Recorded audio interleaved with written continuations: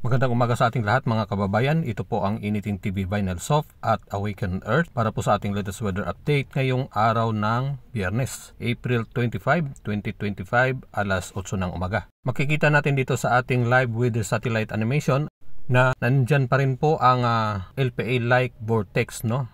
Ibig sabihin mahina po siya na sirkulasyon. Hindi pa po siya pwedeng sabihin na isa po siyang LPA. At nagpapatuloy po ito na natili sa kanyang lokasyon mula po nung unang mga araw pa. At patuloy naman po ang epekto ng Intertropical Convergence Zone sa malaking bahagi po ng Southern Mindanao at ilang lugar po sa eastern part nito. Dahil nga po sa ITCZ ay posible pong makaranas po ng katamtaman, minsang malalakas mga pag-ulan dyan sa may Davao Region, Suksargen at Tawi-Tawi ngayong umaga at bahagyang maulap hanggang maulap naman na ang natitirang bahagi po ng Mindanao. Dahil naman sa easterlies, bahagyang maulap hanggang maulap ang kalangitan sa Palawan at posible rin po ang mga kalat-kalat o mga pulo-pulo mga pag-ambon. Samantalang matuloy pa rin ang mainit na panahon at malinsangan sa malaking bahagi po ng Visayas at Luzon. Ngunit may mga panandalian pa rin mga pag-ambon o mahina mga pag-ulan lalo na po sa hapon at sa gabi. Para sa karagdagang mga informasyon,